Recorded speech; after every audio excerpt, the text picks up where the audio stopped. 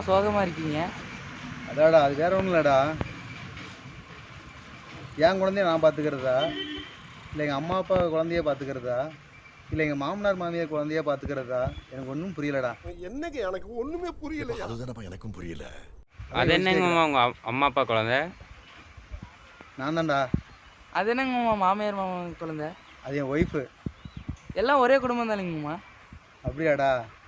கையிலேருந்து காசு கம்மியாக எனக்கு எல்லாமே வேற மாதிரி தெரியுதுடா. என்னங்க எனக்கு ஒண்ணுமே புரியலையா? அதுதானப்பா எனக்கும் புரியல.